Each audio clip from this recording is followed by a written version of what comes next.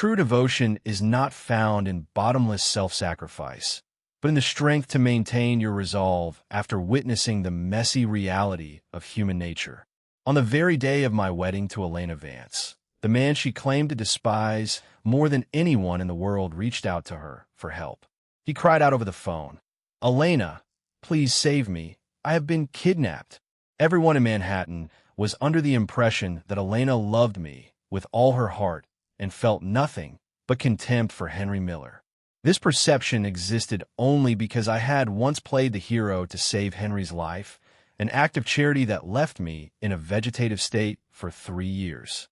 While I lay unconscious, Elena would often murmur about how foolish I was for throwing away 3 years of my youth for a man like him.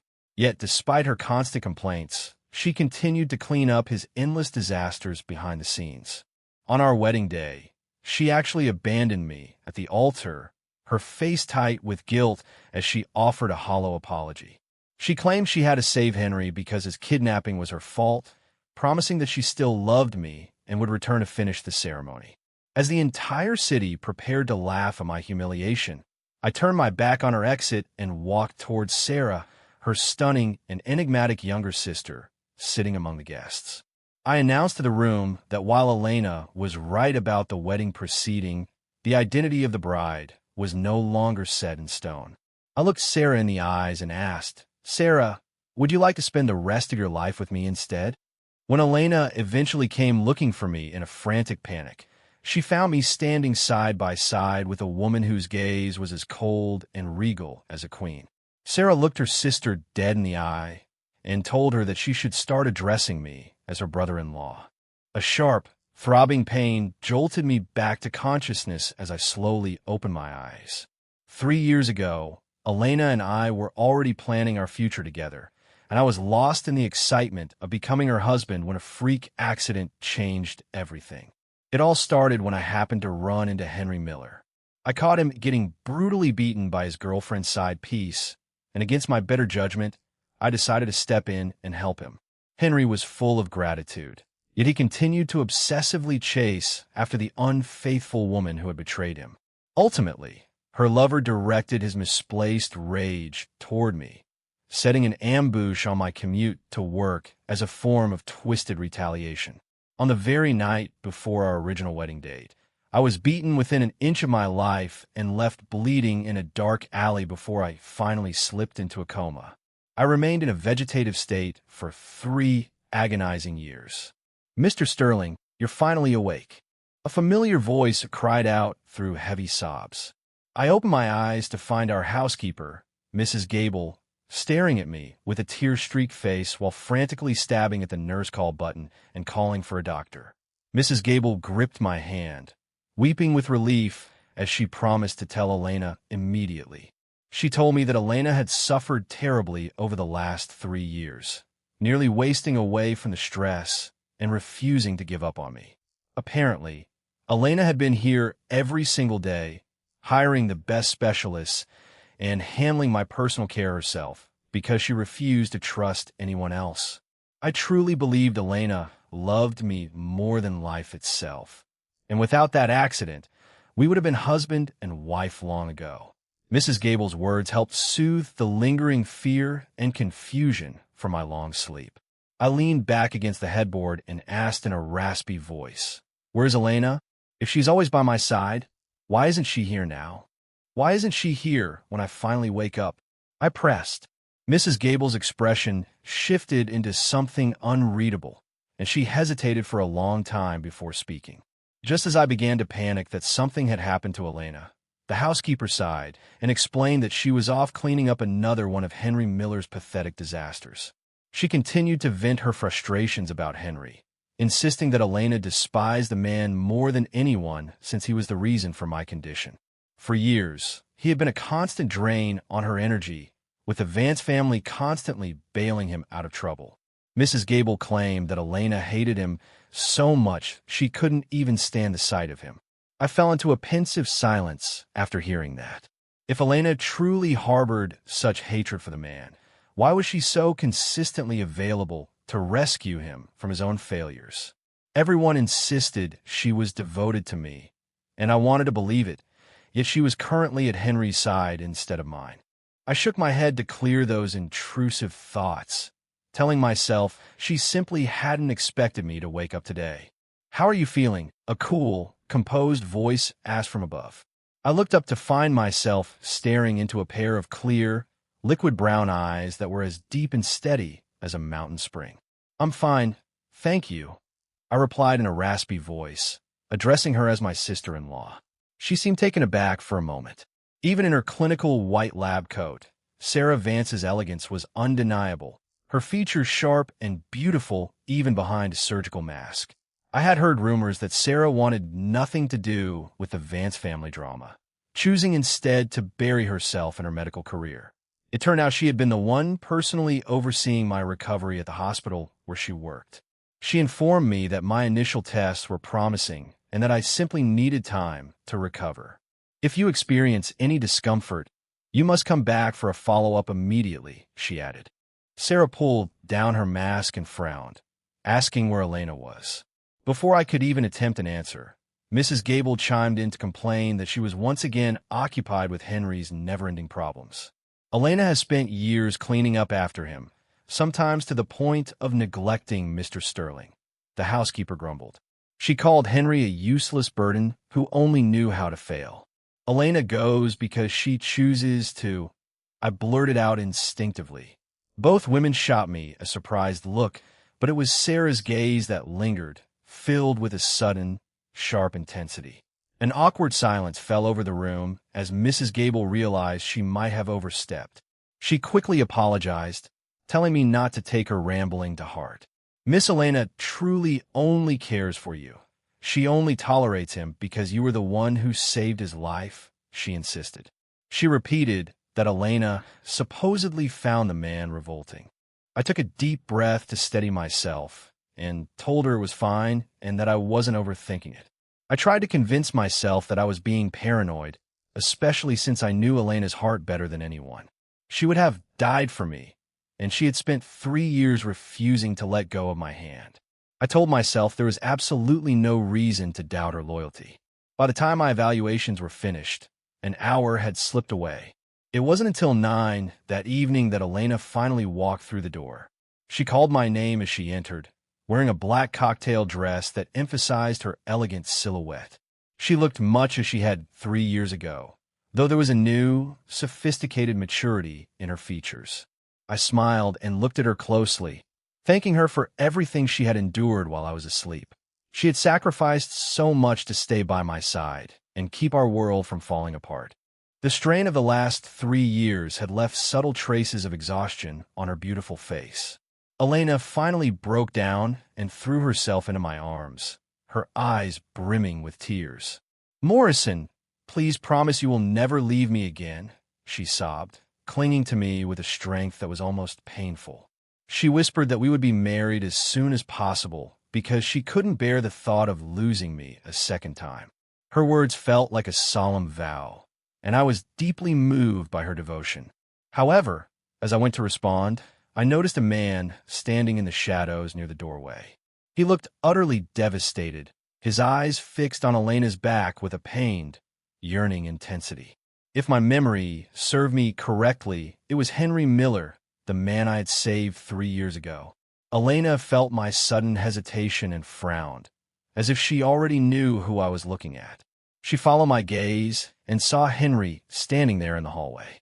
I felt her grip on me tighten instantly, her embrace turning rigid and forced. The warmth that had been there only a moment ago was suddenly replaced by a sharp, nervous tension. "Elena, is something wrong?" I asked softly. She seemed to snap out of a trance and pulled away, murmuring a hurried apology. She kept her head down, avoiding my eyes as she fussed over my blankets with a voice full of forced concern. "Morrison, I'm so sorry. I just got carried away," she said. Mrs. Gable chimed in to explain that Elena was just overwhelmed with emotion, having waited 3 years for me to finally wake up. "Is that right?" I asked, looking up and meeting Elena's eyes with a faint smile. She gazed back at me, her usually haughty expression replaced by a mask of pure tenderness. "Don't be silly, of course it is," she replied. For a moment, it seemed I was the only person in her world, but I couldn't help but wonder who she was really thinking about during that split second of distraction. Henry realized he had been spotted and finally stepped into the light. "Mr. Sterling, it is truly wonderful to see you awake," he said, offering a small smile. He looked distinctly uncomfortable, his posture a mix of deep respect and lingering fear. Elena's face darkened with impatience as she demanded to know why he hadn't gone home as she had instructed. Henry didn't offer an excuse. He just stood his ground and gave her a polite, submissive smile. He was exactly the same as the man I'd met 3 years ago, timid, reserved, and almost too polite. "It's all right, have a seat," I said gently. Elena, however, remained visibly annoyed, her body language screaming that he wasn't welcome. Henry didn't dare move, standing awkwardly in the middle of the room. I sighed and looked at Elena, telling her that he hadn't done anything to deserve her hostility. Her voice was ice-cold when she finally spoke. "He's incompetent, yet he insists on pretending he's helpful. What possible use could he be here besides being an eyesore?" Elena snuppered. Mrs. Gable added that Henry seemed to carry trouble with him wherever he went and suggested he stay far away from us for everyone's sake. Before I could intervene, Elena whipped her head around and snapped at the housekeeper, asking when she had been given permission to speak. Both Mrs. Gable and I were stunned by her tone. In all the years she had worked for me, Elena had always been the picture of politeness to her, never once speaking with such venom. A sense of unease settled over me as I wondered if I was misinterpreting the situation. It was strange that Elena seemed to despise Henry, yet she wouldn't allow anyone else to utter a single word against him. She acted as though he was her exclusive target, and she would immediately jump to his defense if anyone else tried to join in. "Elena, Mrs. Gable shouldn't have spoken to a guest like that, and I apologize on her behalf," I said firmly. Elena seemed to snap back to reality, and for a fleeting second, I caught a flash of genuine panic in her eyes. She quickly apologized to me, insisting that she hadn't meant to be so harsh. Her gaze shifted back to Henry, and she asked with renewed disgust if he was planning on lingering to ruin our moment forever. Henry's eyes welled up with tears, but he fought to keep his composure as he explained he only wanted to see for himself that I was all right and to thank me in person. "Mr. Sterling, thank you again for saving my life back then," he said earnestly. I told him it was no trouble at all and asked if his ex-girlfriend was still causing him grief. Henry gave a small, relieved smile and credited Elena for finally getting her to leave him alone. Elena's expression soured again as she warned him that if he was stupid enough to let that woman back into his life, she wouldn't even bother to collect his corpse when it inevitably ended in disaster. Henry cringed and stammered out a promise that he would never be that reckless again. A heavy feeling settled in my chest as I wondered if my instincts were leading me astray. Despite Elena's outward hostility toward Henry, there was an undeniable, unspoken tension between them that I couldn't quite put my finger on. Once the room finally cleared, it was just the two of us left in the quiet ward. The cold, distant persona she showed the world vanished the moment we were alone, replaced by the gentle, devoted woman I remembered. She took my hand and pleaded with me never to leave her again. Looking into her eyes, the strange suspicions I'd harbored about her and Henry began to feel like nothing more than a bad dream. I questioned whether I was just overthinking things because the love reflecting in her eyes felt so genuine and unmistakable. I knew exactly what she looked like when she was truly in love, and I was certain that her feelings for me hadn't changed at all during my long absence. "I promise I won't be so reckless again," I whispered, pulling her into a tight embrace as I tried to ignore the lingering knot of anxiety in my stomach. Later that day, our car pulled up to the gates of the Sterling estate, and Elena immediately reached out to help me step out onto the pavement.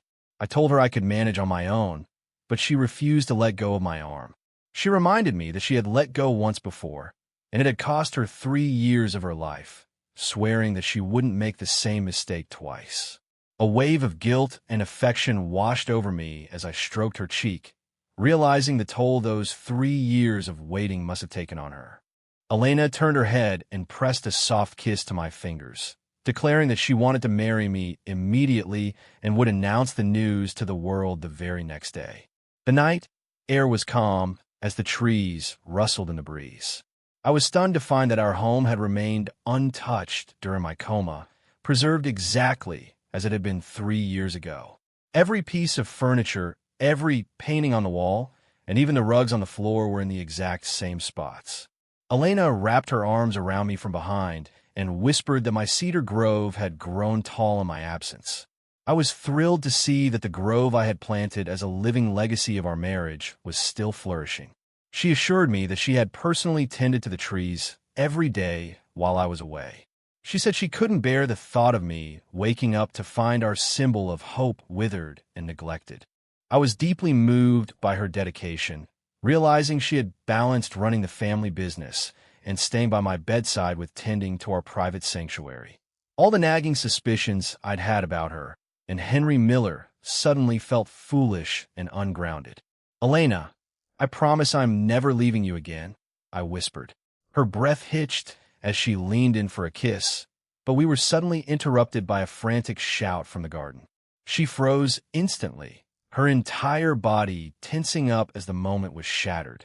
We both scanned the darkness, but saw nothing moving near the house. I suggested that someone in the staff might be in trouble, but Elena's expression was strangely flat, showing no sign of the shock I felt. She told me to stay put while she handled it, but I couldn't resist following her toward the cedar grove. The shout had definitely come from the trees, and my curiosity was piqued. Peering through the dense branches, I saw Henry Miller caught in the tangled vines of the cedar grove. He was thrashing about helplessly, his arms already covered in raw, bloody scratches from the thorns. Elena's face drained of color as she sprinted toward him, violently yanking him out of the thicket. She screamed at him, demanding to know what he was doing on our property. Henry hung his head in shame, his voice trembling with guilt as he tried to explain himself. "I only wanted to help look after the grove for Mr. Sterling," he stammered. Elena's expression shifted, but her anger remained as she reminded him that she had forbidden him from interfering. She told him he was nothing but a liability who only knew how to get hurt and cause unnecessary drama. Henry remained uncharacteristically defiant, insisting that his desire to repay my kindness had nothing to do with her. He turned to me with a face full of regret, apologizing for the intrusion and explaining that he felt an eternal debt of gratitude toward me. He said he just wanted to be useful, even in the smallest way possible. I assured him that it was fine as long as he wasn't seriously injured. Elena continued her verbal assault, telling him to stay away before he caused any more trouble for people who actually mattered. Despite her biting words, I couldn't help but notice how her eyes remained fixed on the bleeding scratches on his arms with a look of hidden concern. The warmth I'd felt moments ago evaporated as I realized Elena was genuinely worried about him. Henry eventually turned and fled, unable to bear the weight of her public humiliation. Even a man with his low self-esteem couldn't endure having his dignity shredded so ruthlessly in front of others. "It's getting late. Let's head inside," I said, my voice now devoid of emotion. Elena didn't seem to hear me, her gaze lingering on the path Henry had taken with a mixture of practiced disgust and genuine distraction.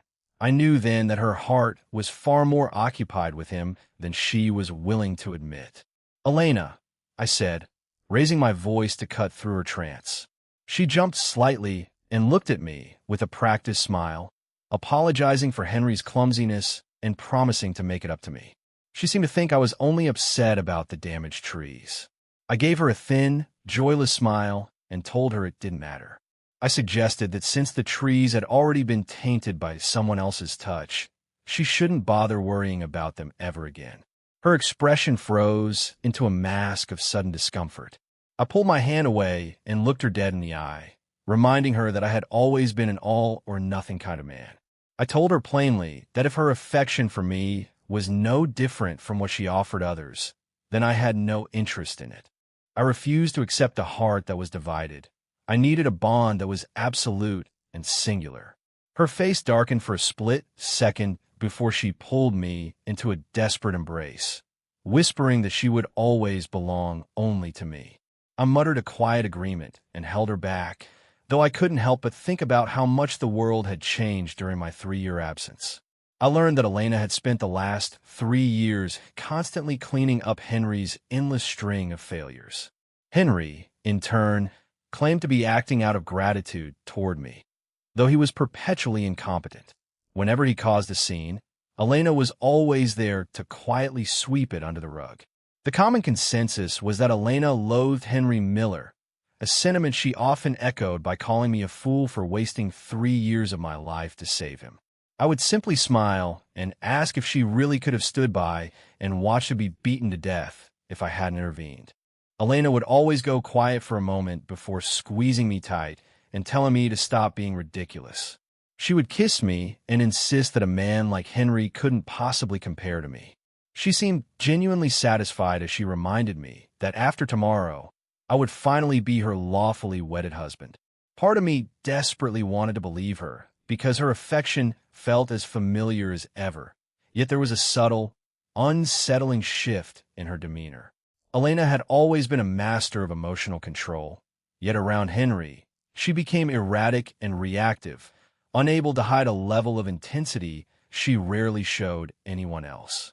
Whether she admitted it or not, Henry Miller had become a central fixture in her internal world. Our wedding day finally arrived, and despite being 3 years overdue, every detail was perfect. Elena looked breathtakingly beautiful as we stood facing each other on the altar before a room packed with our friends and family. The event was a massive affair that seemed to draw in half of New York City, and the ceremony was even being live-streamed across various social media platforms. Despite the spectacle, Elena appeared to have eyes only for me as the officiant began the vows. He asked her if she was prepared to take me as her husband, for better or for worse, in sickness and in health, until death parted us. Her eyes began to mist over as she opened her mouth to say the words, but the moment was shattered by a deafening blast of feedback from the speakers. Henry's frantic, desperate voice suddenly filled the hall, begging Elena to save him. He screamed that his ex-girlfriend had returned with a gang of thugs who were threatening to take his life. The line went dead for a second before a woman's arrogant voice demanded that Elena bring a ransom immediately if she ever wanted to see Henry alive again. Elena completely lost her composure, her hands trembling as she reached down to yank the wedding ring off her finger.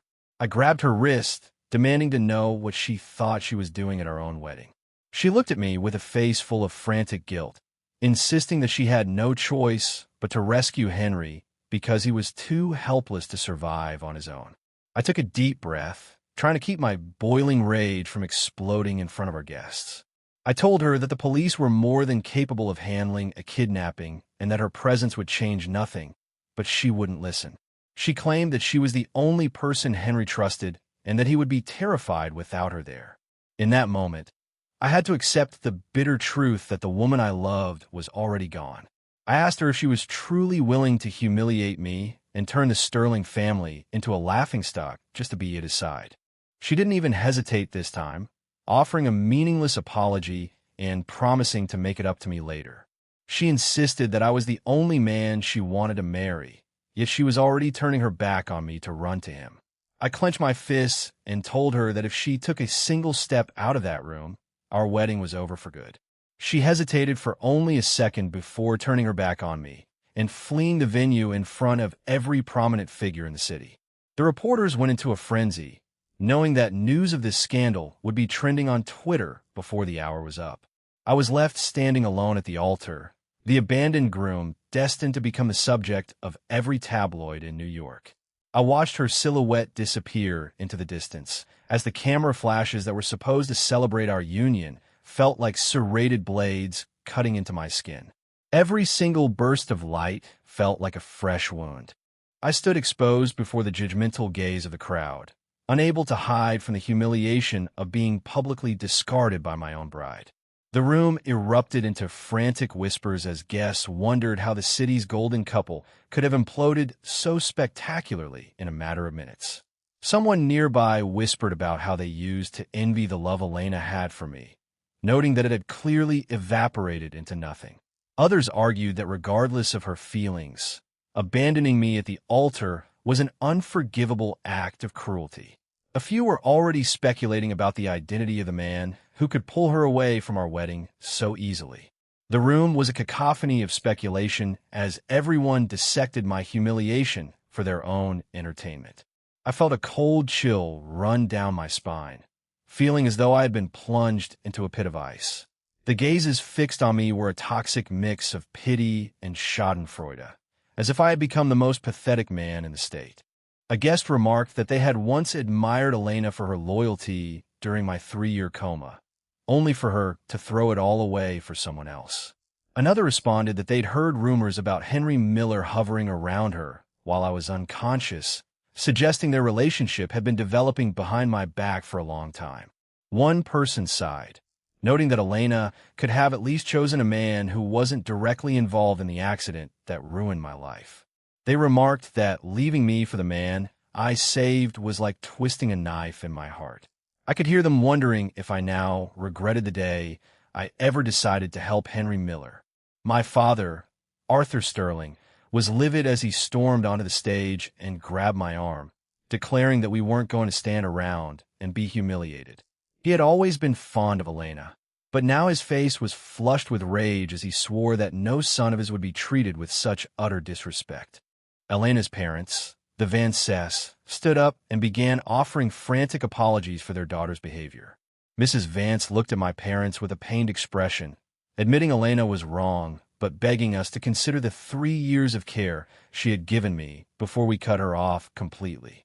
Mr. Vance tried to maintain his dignity, insisting that Elena still loved me and would surely return to fulfill her vows as promised. My father wasn't having it, coldly asking what possible reason could justify her abandoning his son at the altar. He stood there with a grim expression, making it clear that he wasn't interested in their hollow excuses. We all heard that man begging for help, but she isn't a first responder, and she has no real connection to Henry Miller besides being my fiancé, my father barked. His words silenced the room as everyone was suddenly reminded of the bitter irony that I had lost 3 years of my life precisely because I had saved that man. No one could have predicted that my wedding would be ruined by the very same man years later. Mrs. Vance's facade began to crack as she insisted we wait for Elena's return to hear her side of the story. I shook my head and stepped in front of my father, cutting her off and telling her that no further explanation was required. Years ago, I had let my desire to be a hero blind me to the responsibilities I had to my own family. Seeing the gray in my father's hair as he stood there defending me, I realized it was finally time for me to step up and handle my own battles. I took a moment to gather my thoughts before declaring firmly that the wedding was officially over the moment Elena walked out that door. The room erupted into chaos at my announcement. Mr. Vance looked appalled, demanding to know how I could throw away a years-long engagement so impulsively. Everyone is watching. You can't be this petty, he insisted. I let out a sharp, bitter laugh, asking if the woman who had just abandoned her groom in front of the entire city wasn't the one being petty. I told him I understood he wanted to protect his daughter, but his blatant favoritism was reaching a ridiculous level. Mrs. Vance's anger seemed to evaporate into tears as she claimed they were only acting out of concern for their daughter's safety. She wiped her eyes and reminded me that Elena was a kind girl who had stayed by my side during my darkest years when most would have walked away. Mr. Vance quickly picked up on her tactic, agreeing that Elena's desire to save a life was only natural.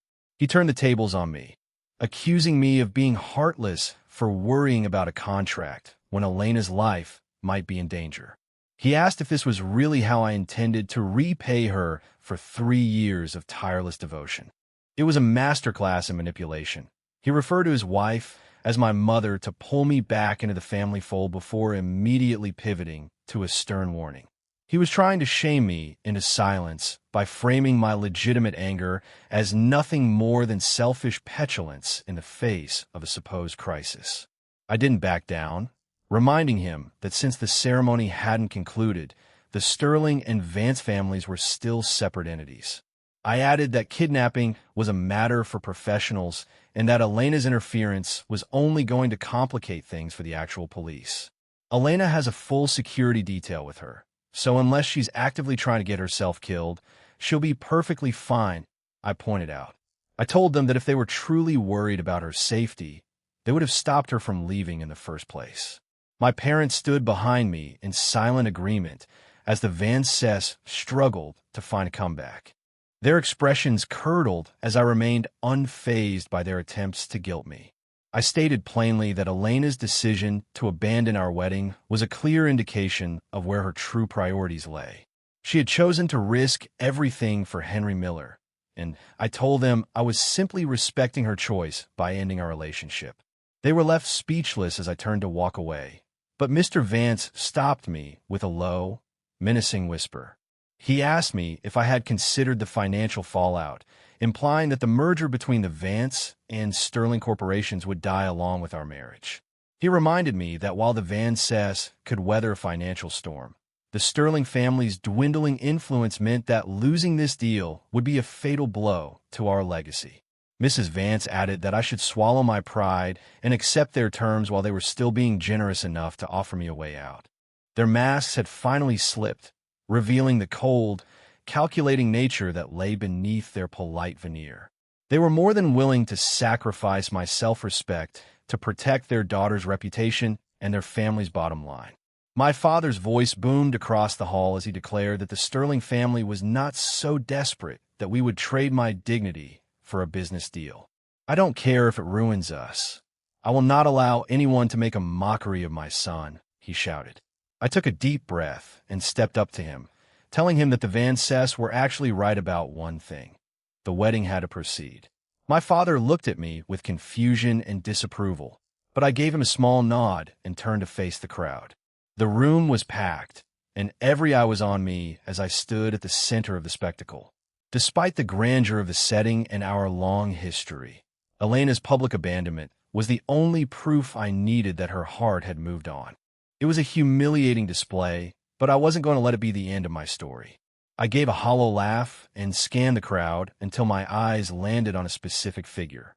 While everyone else was looking at me with pity or mockery, she remained perfectly composed, her expression a blank mask. It was Sarah Vance, Elena's stunning and enigmatic younger sister, easily the most captivating woman in the room. I walked straight to her and announced that the wedding was going to proceed exactly as planned. Sarah looked up at me, a flicker of curiosity in her eyes, as she asked me what I was talking about. Amidst the chaos of the room, her preternatural calm was a stark contrast to the hysteria of the guests. I looked her directly in the eye and asked, "Sarah, will you marry me instead?" She didn't flinch, sitting there as if she had been expecting this turn of events all along. She simply raised an eyebrow and reminded me with a faint smirk that she was, in fact, the sister of the woman who had just left me. The room exploded as my words sank in, and every guest stared at me in utter disbelief. Mr. Vance looked like he was about to have a stroke, accusing me of losing my mind entirely. Mrs. Vance tried to sound reasonable, telling me that while she understood I was hurt, I couldn't just pick a random woman to marry out of spite. I gave him a thin smile and replied that Sarah was hardly a random woman and was, in fact, the perfect choice for me. Mr. Vance roared that it was a disgrace for me to even suggest marrying her sister. Even my father was looking at me as if I had truly lost my grip on reality. "Morrison, I'm with you if you want to walk away from this whole mess," my father said, looking at Sarah with a wary expression. Sarah was technically Elena's younger sister, but they were only a few months apart in age, making her about 5 years my junior. The Vance family was a New York powerhouse, led by a patriarch who had sired over a dozen children. Elena's father was the 5th son, and she was his firstborn, leading many to believe she was the heir apparent. To everyone's surprise, however, the old man's true favorite was actually Sarah. Sarah was a granddaughter the patriarch hadn't discovered until he was in his 50s. Her father had been the old man's eldest son from his first marriage, a man whose early death had always haunted the family leader. No one had realized that his favorite son had left behind a daughter before he passed. She had been raised by her maternal grandmother, and although she was of Vance by blood, she had spent most of her life far away from the family's toxic social circles. Elena's father had clawed his way to a portion of the family fortune through a series of brutal corporate battles, but his ambition was never satisfied. The patriarch hated when one branch of the family grew too powerful, so he had always kept Elena's father in check. However, Elena had proven to be a formidable asset, proving her worth in the family business long before she had even reached adulthood. Even the reluctant patriarch couldn't deny Elena's talent, and he eventually began to favor her and her father's branch of the family. That was until Sarah was officially brought into the Vance fold, a move that threatened to upend the family's established power hierarchy entirely. The real shock came when it was revealed that Sarah was actually the old man's eldest grandchild. In his younger days, the patriarch had been a notorious womanizer who had married and subsequently abandoned his first wife as soon as he hit it big. Sarah was the offspring of that original forgotten union. The son he had lost young was his greatest regret, and when he finally reunited with his first wife in his old age, he was stunned to discover the existence of Sarah. She was the living legacy of the family he had tried to leave behind in his pursuit of power. Despite being only months older than Elena, Sarah was now considered the only legitimate heir to the Vance empire. The rumors that she was just a common mistress's daughter evaporated the moment the truth about her father's identity came to light. When she was brought home, she insisted on keeping her grandmother's name, Landry, rather than taking the Vance name. Elena's father was furious, seeing her as a direct threat to the massive fortune he had spent decades trying to consolidate for himself. He argued that since she didn't even share their name, she had no right to a single cent of the Vance estate. The patriarch silenced him with a roar, calling him an ungrateful brat for even questioning his decision. He punctuated his fury with a sharp slap across his son's face, demanding to know how he dared to disqualify his own flesh and blood. He accused his son of hovering over his estate like a vulture before he was even in the grave. Faced with the patriarch's wrath, Elena's father was forced to back down, though he had no intention of sharing what he considered his birthright. The two branches of the family had been at each other's throats for years, and Sarah's presence at the wedding was purely a calculated move to maintain a facade of unity for the public. My father sighed and pulled me aside, warning me that dragging Sarah into our mess would only make a complicated situation even worse. I told him plainly that we were in too deep to back out of the alliance with the Vance family now. I looked the Vances in the eye and stated that a complete withdrawal from a merger would ruin the Sterling family business. I told them that an alliance with their family was a necessity, but the specific person I married was no longer their concern. Mr. Vance cut me off, reminding me that the Sterling family was the one begging for this merger, not the other way around. He told me to stop being a child and to drop the talk of cancellation, insisting that my anger toward Elena didn't change our financial reality.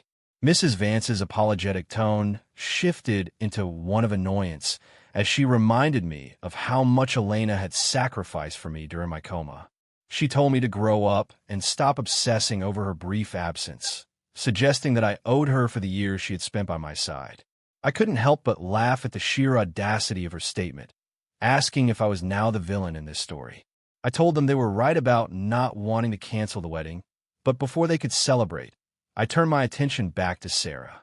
The Sterling family needs an alliance with a Vance heir, and Elena isn't the only option, I said, taking a step toward the younger sister. I looked her in the eye and asked her once more if she would marry me. A pin-drop silence fell over the hall as everyone realized I wasn't joking. Mr. Vance roared my name, warning me that while he would overlook my initial outburst, he wouldn't tolerate me openly disrespecting his family. I completely ignored him, keeping my focus entirely on Sarah as I waited for her answer. Mrs. Vance pulled at her husband's sleeve and gave me a look of pure contempt, telling him to let me make a fool of myself. She insisted that Sarah was far too cold and detached to ever agree to such a preposterous proposal, especially in such a public setting. She hadn't even finished her sentence when Sarah's voice cut through the room, coolly accepting my proposal. A playful, dangerous smile touched her lips as she looked at me with eyes that were as mesmerizing as they were frigid.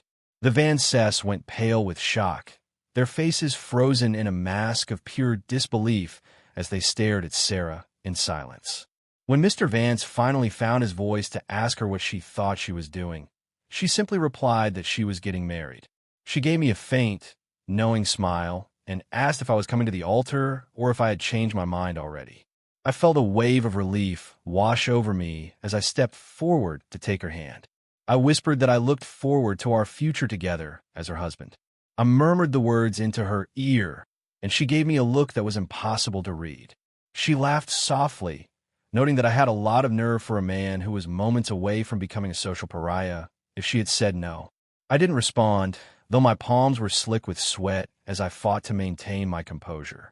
I simply reminded her that she had already said yes, and she gave me a look that suggested she could see right through my stoic facade.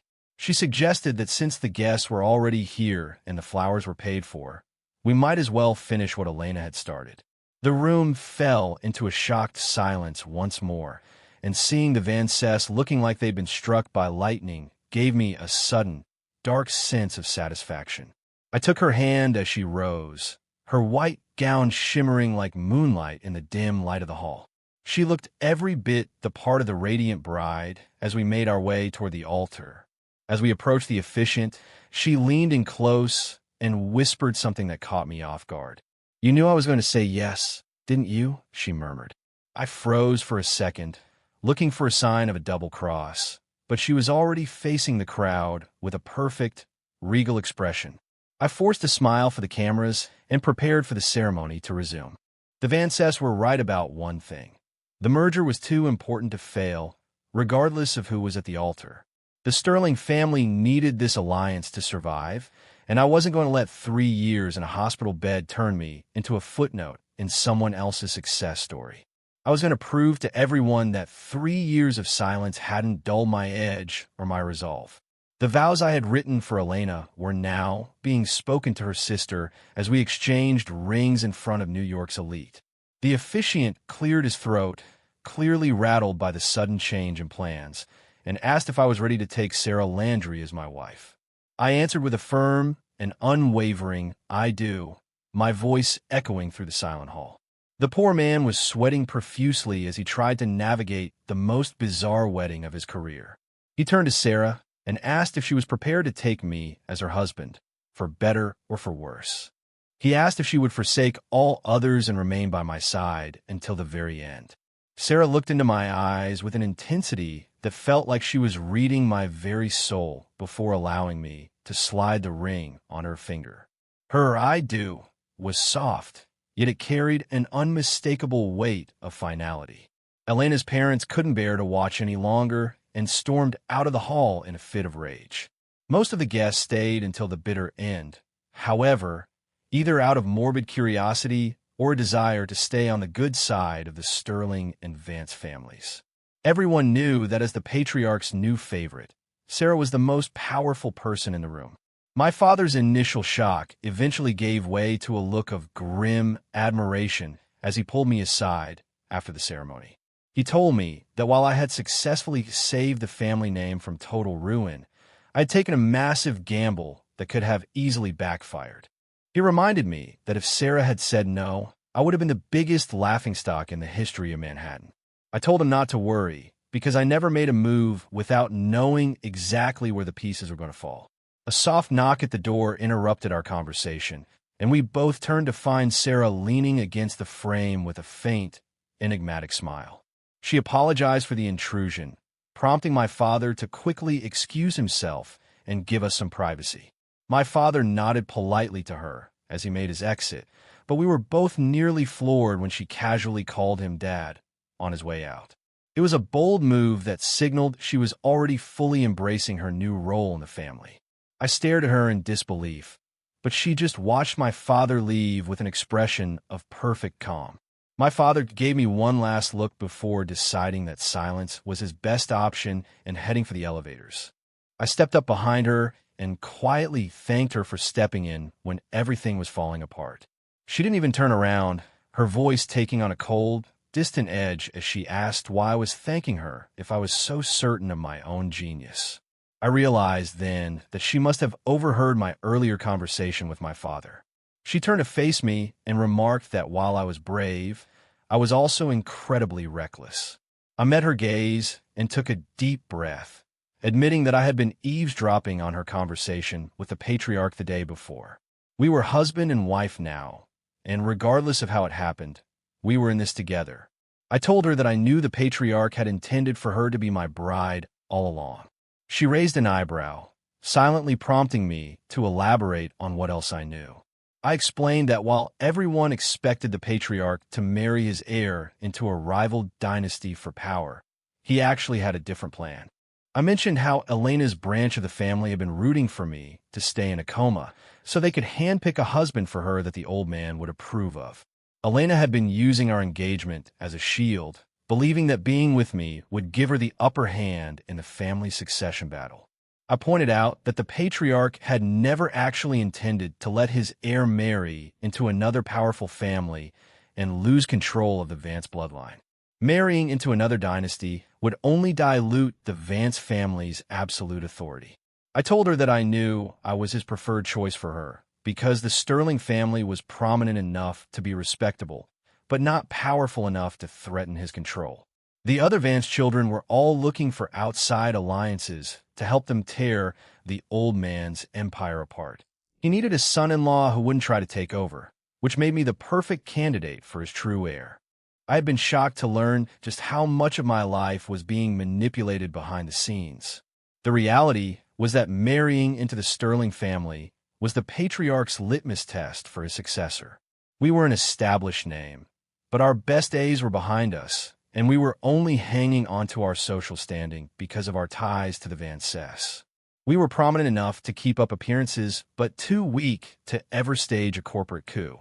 However, we were still considered old money with deep roots in the city's history, making us a far more acceptable choice than some social climber from outsider world. Everything pointed to me being the ideal pawn in the patriarch's game. I had used that knowledge to my advantage when Elena fled, but I was still terrified that Sarah would reject me to save her own reputation. It wasn't exactly a proud moment for her to be marrying her sister's discarded fiancé. I had gambled my entire future on her ambition, and fortunately, it had paid off. Sarah looked at me with a dangerous, amused glint in her eyes and admitted she had underestimated my resolve. She leaned in close, her cool breath ghosting over my skin as she whispered that I was officially hers now. Her sudden proximity sent a jolt of adrenaline through me, but she pinned me against the wall before I could pull away. I didn't want to struggle and risk hurting her, so I stayed perfectly still as her floral perfume filled my senses. I felt trapped by her presence, every part of me vibrating with the sudden, intense connection between us. I told her not to push her luck, reminding her that despite the circumstances, we were legally married and I was only human. Suddenly, the shrill ring of my phone shattered the tension. Sarah reached into my pocket and pulled out the phone, her expression hardening as she saw Elena's name flashing on the screen. A sudden, irrational wave of guilt washed over me, as if I had been caught in some illicit act. The sight of my ex-fiancé's name felt like a bucket of ice water being dumped over my head. The lingering heat of the moment vanished instantly as I remembered the humiliation of being abandoned for Henry Miller. I couldn't forget the 3 years of care she had given me, but I also couldn't ignore the fact that she had clearly found someone else to love. I couldn't bring myself to blame her for her feelings, but I certainly wasn't ready to forgive her for her actions. Sarah caught my hesitation and shoved the phone toward my face, her voice dropping into a commanding, icy tone as she told me to answer it. I told her I had absolutely no desire to speak to Elena right now.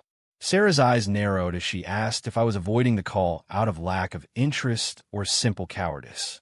Before I could respond, she tapped the screen with a smirk and put the call on speaker. I went pale with shock as Elena's frantic voice filled the room.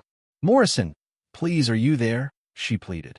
I felt a sudden, suffocating pressure in my chest, feeling completely unprepared for this conversation. Sarah watched me with a challenging, superior look in her eyes as I forced myself to remain composed. "What do you want, Elena?" I asked, my voice flat and distant. There was a long, awkward silence on the other end as she registered my coldness. She started stammering out apologies, promising to give me the most lavish wedding New York had ever seen to make up for her mistake. I told her that a second wedding was completely unnecessary because the first one had already been completed with a different bride.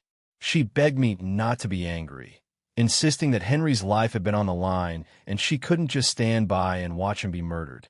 She sounded genuinely remorseful as she pleaded for me to wait for her return so we could be together. Before I could get another word in, I heard Henry groaning in pain in the background, and Elena's focus shifted instantly back to him.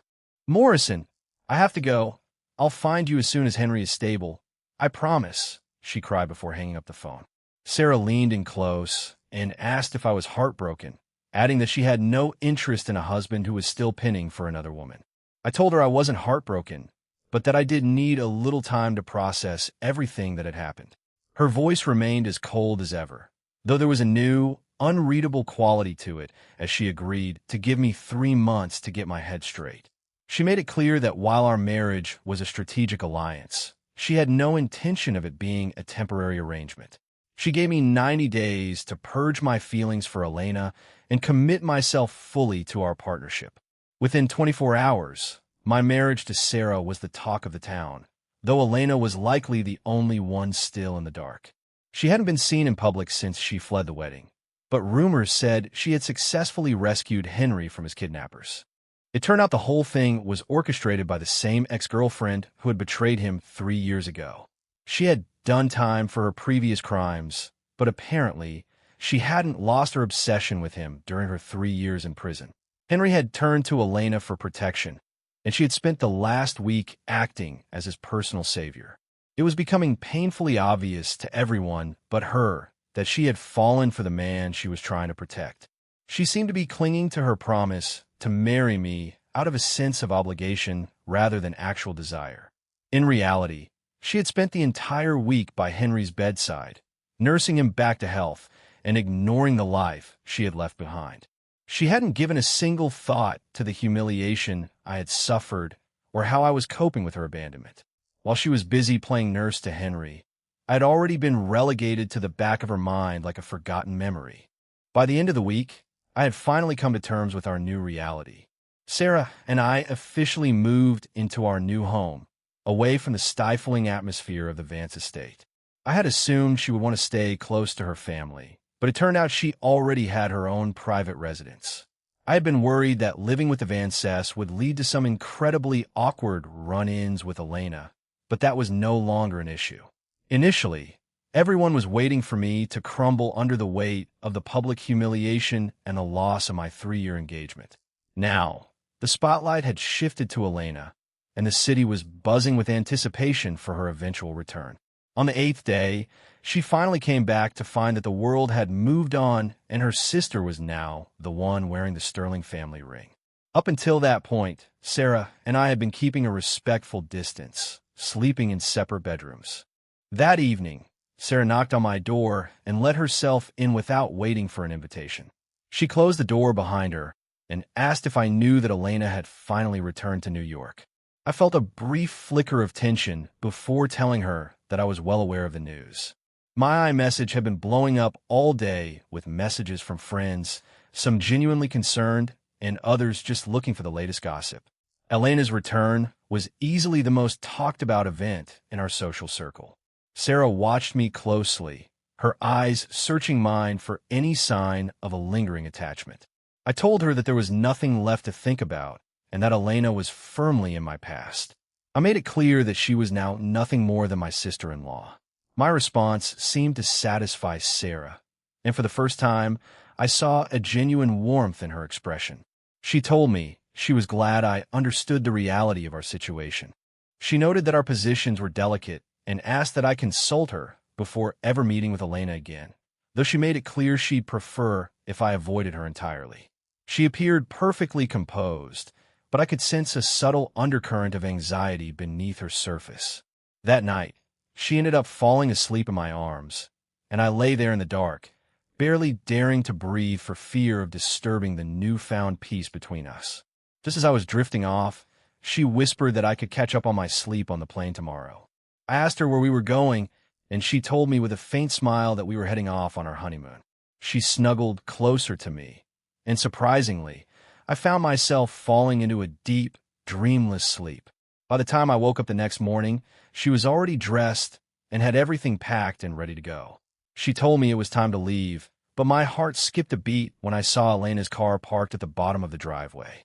Elena spotted us immediately and practically jumped out of her car, calling my name with a desperate urgency. We were already settled in the back of our car, ready to head to the airport.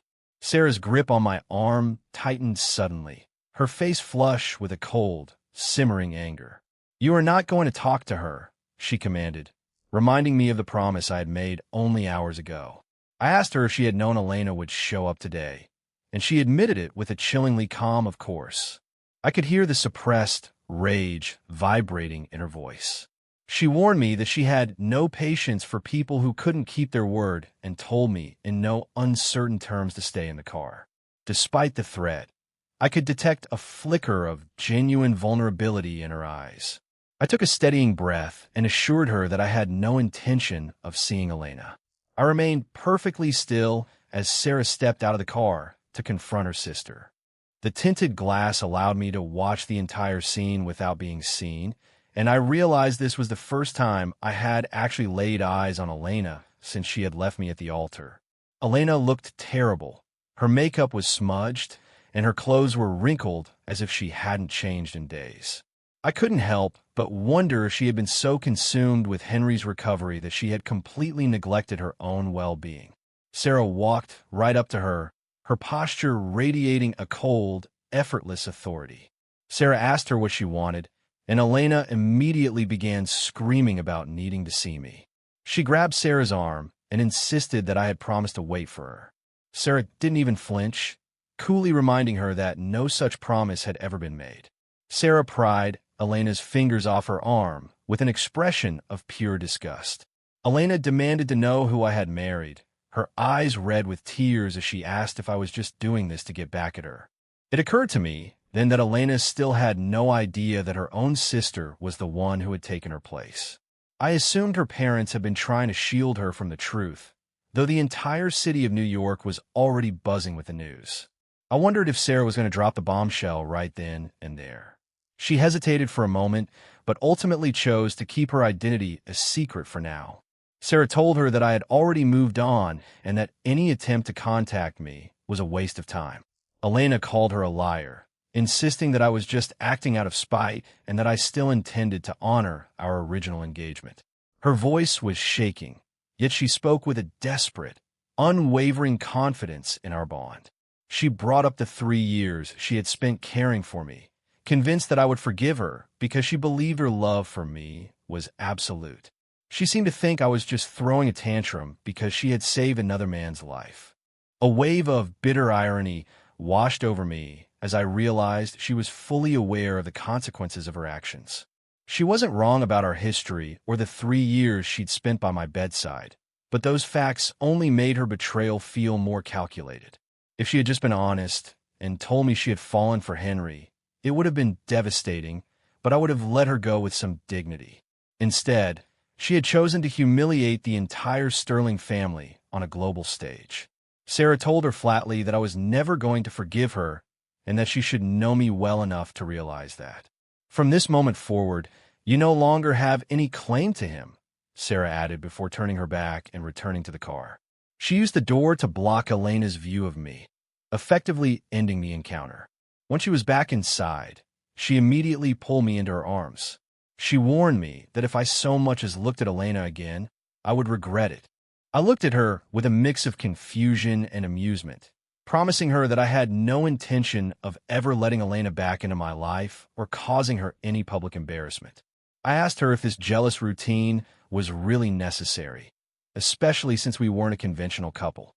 She didn't even acknowledge the sarcasm, simply nodding and telling me that was exactly why I should keep my distance from her sister. I turned my head toward the window in silence, as the car began to move away from the estate. Sarah seemed hyper-focused on making sure I didn't even accidentally catch a glimpse of Elena. I managed one last look in the rearview mirror and watched Elena's desperate silhouette fade into the distance. I whispered a final, silent goodbye as her figure grew smaller and smaller. We were strangers now, and there was no going back to the way things were. I was surprised to find out that our honeymoon destination was actually Las Vegas. I remarked that Vegas seemed like an odd choice for a business-focused honeymoon.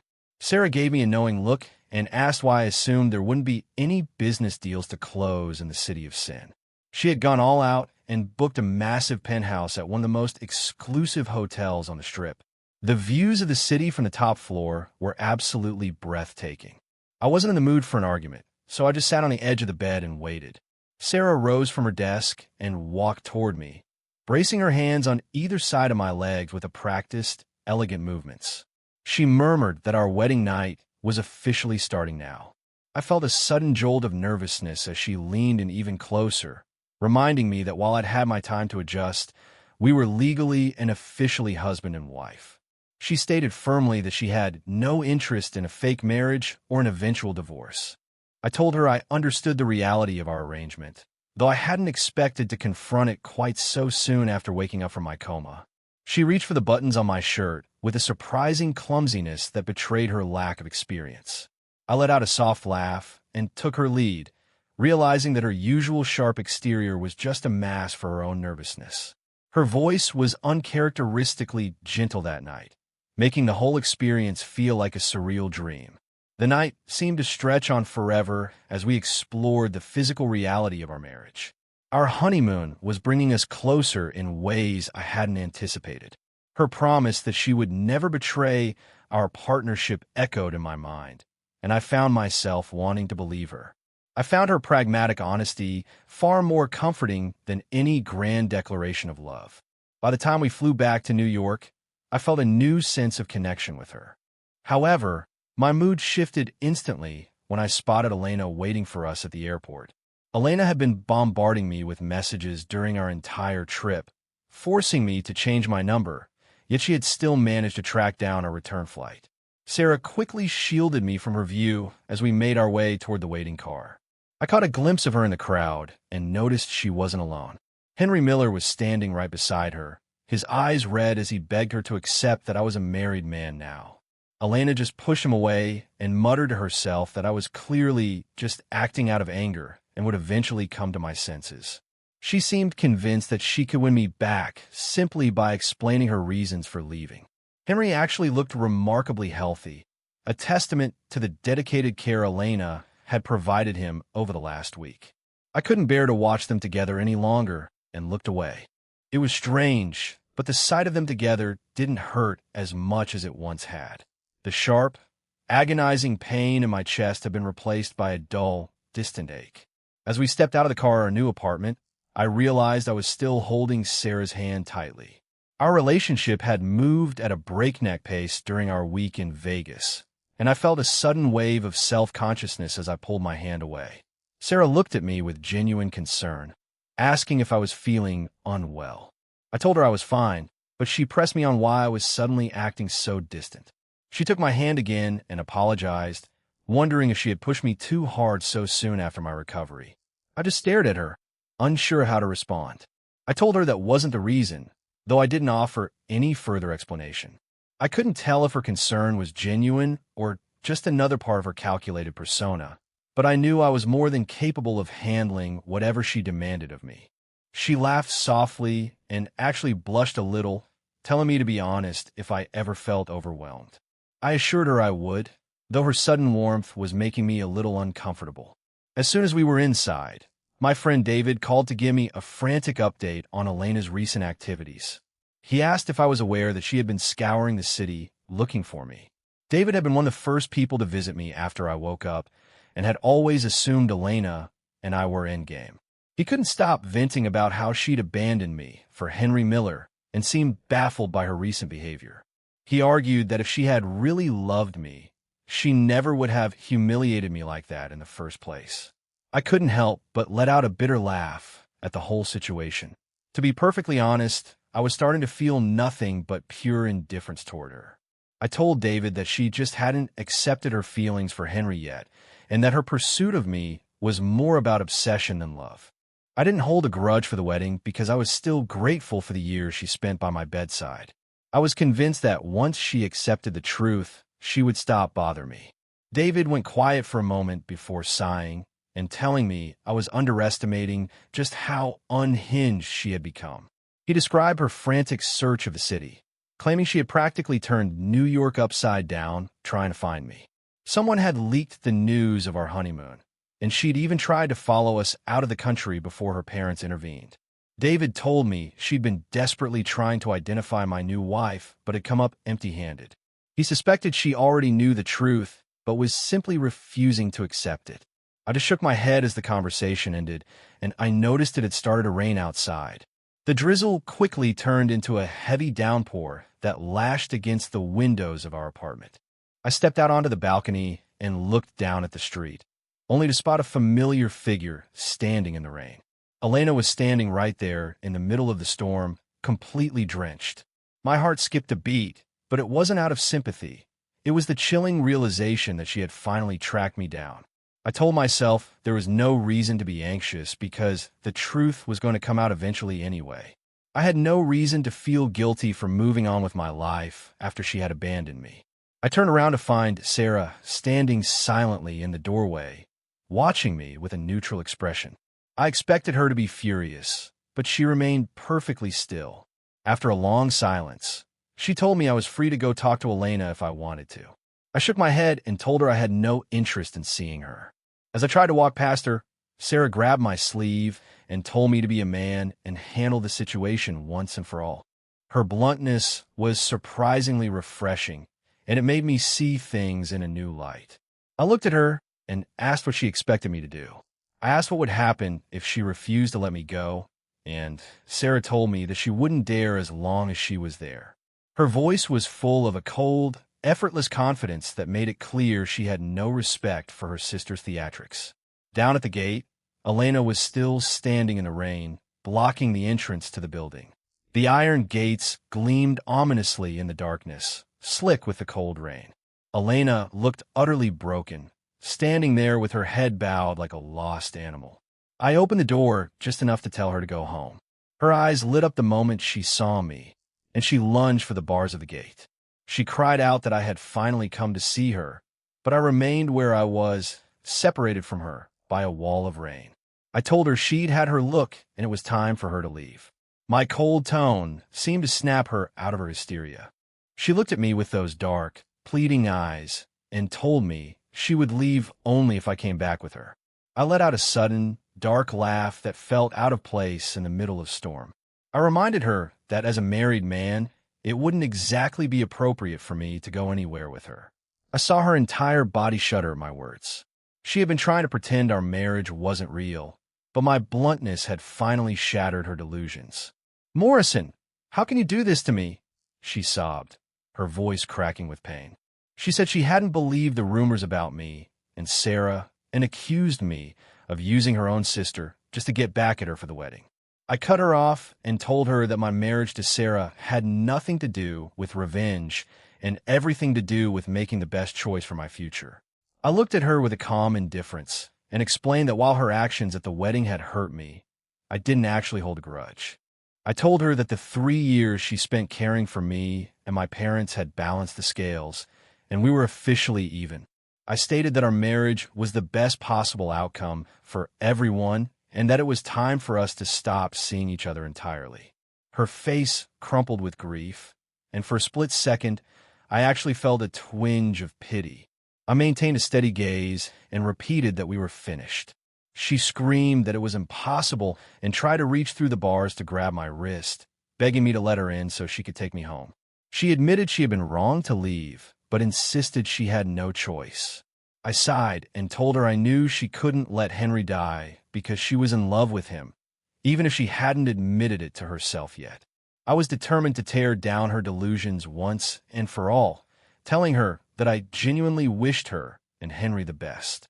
She seemed to be on the verge of a complete breakdown, hoarsely screaming that she didn't love him and that I was the only man for her. I asked her why she'd chosen him over me if she didn't love him. I pointed out that she knew the situation wasn't actually life or death, and that there were plenty of professionals who could have handled it without her intervention. "You went because his safety mattered more to you than our wedding or my entire life," I said. I told her that prioritizing him over my dignity and our future was the clearest definition of love there was. Every word I spoke seemed to drain the color from her face. The woman who had once been so devoted to me had clearly found someone else to care for. I knew that letting this drag on would be far more painful than just ending it now. I had already lost 3 years of my life, and I wasn't going to waste any more time on a love that was no longer mine. I couldn't let my personal drama continue to affect the people I cared about. It was obvious that Elena's love for me had changed into something I no longer recognized. She continued to frantically deny her feelings for Henry, screaming that she didn't love him. She looked at me with a face full of pure panic, insisting that she had never harbored any feelings for Henry. I asked her if she actually believed the words coming out of her own mouth. As I spoke, I caught a movement behind her. Henry Miller had somehow found her and was standing right behind her, his expression one of utter devastation. He asked her in a broken, raspy voice if she truly didn't love him. He was completely soaked to the bone, rain dripping off his face as Elena stared at him in shock. That split second of hesitation was all the confirmation I needed. I pried her fingers off my arm and told her to go to him, noting that his health was likely still fragile after his kidnapping. I wasn't quite ready to offer them my blessing, but I still felt I owed her for the years she spent by my side. I wasn't going to pretend she had never loved me, and maybe I was still the most important person in her life, but it was undeniable that she now had feelings for Henry. I had never been a man who was willing to share a heart, and I wasn't going to start now. This kind of half-hearted, indecisive love was beneath me. Elena finally snapped out of her shock and shoved Henry aside, spinning around to cling to me from behind. She begged for my forgiveness, swearing that what she felt for Henry was nothing more than pity. She sobbed that I was the only person who mattered and begged me not to walk away. She cried that she never would have left the wedding if she had known it would cost her our relationship. Her words were like a physical blow to Henry, whose face twisted into a mask of pure agony. He begged her to look him in the eye and tell him that she truly felt nothing for him. He said he knew their love was forbidden, but that he couldn't control how he felt. He argued that I was only in her life because I got there first and that they were meant to be together. Elena cut him off with a scream, telling him to shut up. Elena yelled that her heart belonged to me and that there was no future for the two of them. Henry shouted back, telling her to stop lying to herself. He demanded to know why she'd abandoned her own wedding if she didn't have feelings for him. It was the same question I'd been asking, and Elena had no answer for it. She just stared at me with a desperate look, begging me to believe her. Just as she reached out for me, a sharp, familiar voice cut through the rain. "And why on earth should he believe a word you say?" the voice demanded. I turned to find Sarah Vance standing there, her face a mask of cold, controlled fury. I was stunned to see her, especially since she had told me to handle this on my own. Sarah didn't say a word to me. She just stepped in my arms and fixed her sister with a chilling gaze. She told Elena to show some respect to her new brother-in-law. The title hit Elena like a physical blow to the face. Elena looked like she was about to snap, lunging towards Sarah in a fit of rage. She screamed about betrayal, demanding to know how her own sister could do this to her. Sarah just watched her with an expression of mild amusement, as if she were watching a particularly bad play. "If you truly loved him, you never would have given me the opening to take your place," Sarah said simply. Elena froze as if she'd been turned to stone, her eyes a raw, bloodshot red. The rain was coming down so hard I couldn't tell if she was still crying or not. Sarah told her she was free to try and cause trouble if she wanted, but reminded her that I was now her husband. She told her to stop harassing me and calmly led me back toward the house. The second the door was closed, she pulled me into an intense, desperate kiss that caught me completely off guard. It was a raw, powerful display of emotion, and as I tried to say her name, I tasted the salt of her tears. I felt a sudden, unexpected wave of affection for her in that moment.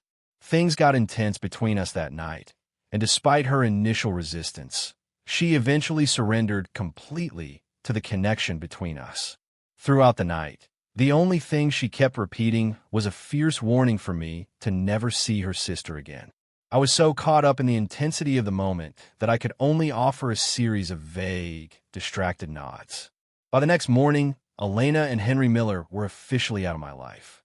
I heard that the night in the storm had taken a serious toll on Elena's health and that she was now bedridden. The people who had been rooting for our downfall were suddenly very quiet. Elena's parents were the only ones who reached out, looking utterly exhausted and furious. Mrs. Vance gave a bitter laugh and told me I had finally won, though her haggard appearance made her victory seem hollow. She told me Elena was in the hospital and asked me to visit her. I frowned and suggested that Henry should be the one at her side, or failing that, her own family. Mrs. Vance looked at me with pure resentment as she spoke. She claimed that Elena was still obsessed with me and that I was likely enjoying my newfound power over her. I rubbed the bridge of my nose and told her I had no interest in seeing her, adding that it was no longer appropriate for us to be in each other's lives. My words hit home, and they both knew I was right about the awkwardness of our new family dynamic.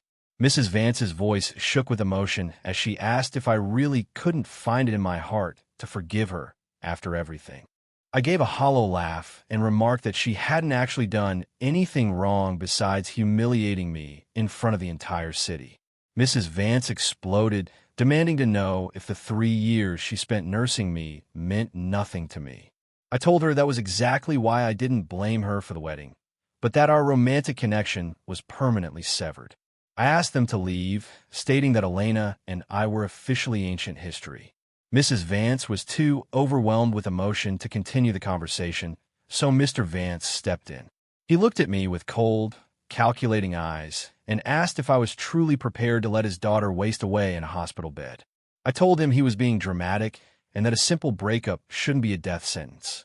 Mrs. Vance was practically hysterical at this point, begging me to just see her one last time. I eventually agreed to the meeting, figuring that some form of closure was necessary to keep her from continuing to harass me. What I hadn't expected was for Sarah to insist on coming along for the ride. The Vances looked like they were about to be sick when they saw Sarah standing beside me in the hospital room. Mrs. Vance snapped at me for bringing her along, but Sarah just gripped my arm tighter and met her gaze with a look of pure indifference. Sarah told them that as my wife, she had every right to be present for any meeting I had. While she was busy dealing with the Vances, I stepped into the room to find Elena looking even worse than they had described. She was pale and visibly frail, clearly suffering from more than just a broken heart. She began to cough as she struggled to sit up, her eyes lighting up the moment she saw me. She gave me a weak, trembling smile and admitted she'd started to think I was never going to visit her. I told her this was going to be the last time we ever spoke. She asked me why, her eyes brimming with tears as she asked if I still hadn't found a way to forgive her. I just shook my head in response. I told her that our new family ties made the concept of forgiveness completely irrelevant. She winced as if my words were physically painful, whispering for me to stop and insisting that I must hate her for what she had done. I knew that, for her, my hatred was the only thing proving I still cared about her. I didn't know how to explain that I was simply over it, so I eventually just told her that she could believe I hated her if it made her feel better. She threw herself at me and clung to me, sobbing that I had every right to despise her for what she had done. I gave a dry, humorless laugh and asked her if she had finally realized that abandoning her groom in front of the whole city was a mistake. Her entire body went rigid as she began a frantic string of apologies, claiming she hadn't been in her right mind. She begged for my forgiveness once more, but I just reminded her that the time for apologies had long since passed. I told her I hadn't even blamed her in the first place, but my lack of anger only seemed to drive her deeper into despair. She started begging me to hate her, clearly unable to handle the fact that I no longer cared enough to be angry. I asked her why she was so obsessed with my hatred when our past had been filled with so many good memories. I suggested that she just move on and try to find some happiness with Henry Miller. My mention of his name seemed to spark something in her, and she frantically promised that she had cut him out of her life for good. She swore that she had kicked him out and would never help him again. She continued to apologize, insisting that I was the only man she had ever loved and that Henry was nothing compared to me. I let out a long, weary sigh and told her to stop lying to herself about her feelings for him. I told her that I was genuinely grateful for the care she'd given me and that I truly wanted her and Henry to be happy together. As I spoke, I couldn't help but glance toward the bathroom door, knowing full well that Henry Miller was hiding inside. I knew Elena better than she knew herself, and while I believed she still cared for me, her heart was no longer mine alone. I had no interest in a divided heart, and I made sure to say those words clearly for the benefit of the man I knew was eavesdropping. Henry finally lost his cool and stormed out of the bathroom, his face red with indignation.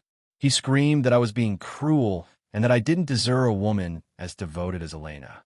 Elena looked genuinely shocked to see him there, her expression shifting into one of immediate annoyance.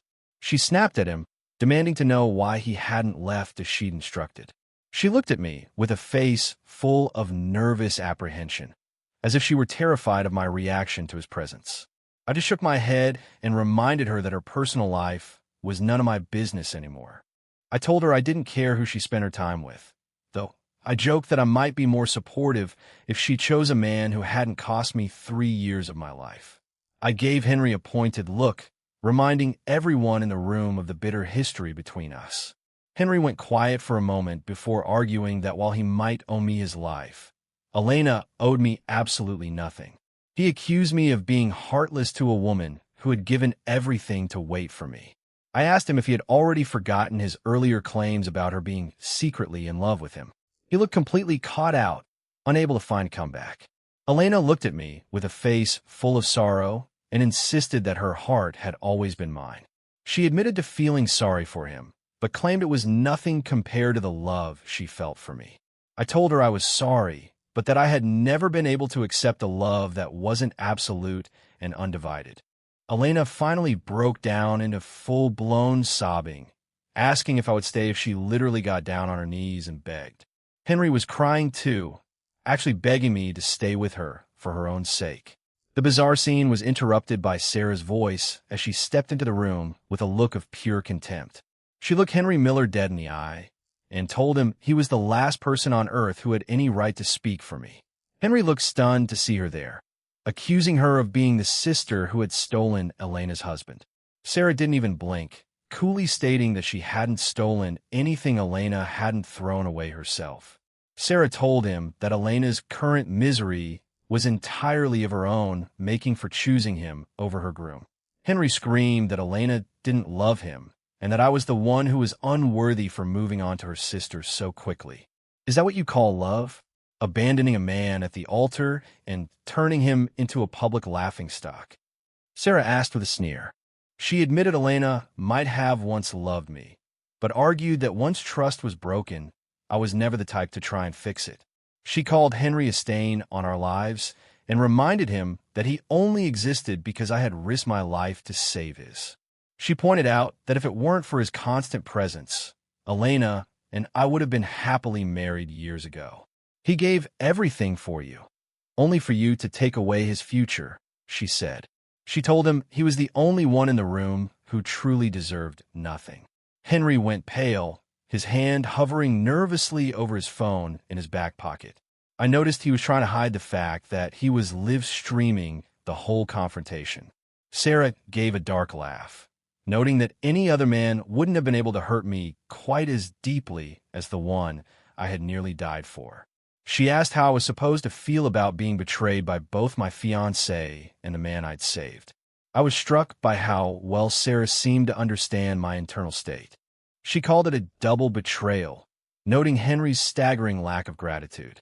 She turned a mocking gaze toward Elena and told her that while her feelings might be real, her actions were a pathetic joke.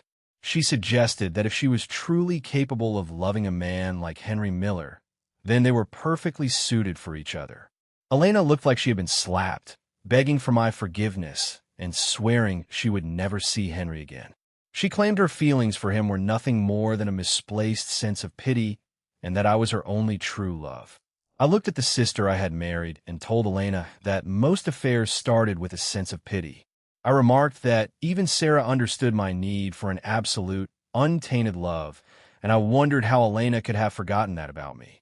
Elena turned her desperation on Sarah, demanding to know if she could promise to be perfectly faithful for the rest of her life. She turned back to me and begged for one more chance, swearing that I was the only person she had ever truly wanted a life with. Henry's voice broke as he asked her if she truly had never loved him. Elena looked him in the eye and stated firmly that she hadn't, admitting only to a certain level of pity that she would never have traded our future for. Henry finally broke and stormed out of the room, leaving his phone behind. Sarah quickly cut the live stream he had been running to humiliate us. Elena stood there with a ghostly pallor on her face, offering a weak, bitter smile as the silence returned. She whispered that she couldn't believe she had lost me over a man as pathetic as Henry Miller. Henry's plan to use the live stream to humiliate me had backfired spectacularly, turning him into the laughingstock of New York instead. David later told me he'd always found Henry Miller to be a manipulative snake who had shown zero gratitude for the life I'd saved. He was glad that Sarah and I had found each other and that the two of them had finally been exposed for what they were. I didn't see Elena for a long time after that confrontation in the hospital, and I heard she had completely severed all ties with Henry. His reputation was utterly destroyed, and David told me that Elena refused to even acknowledge his existence anymore. I had assumed we would run into Elena at family events, but Sarah seemed determined to keep us as far apart as possible.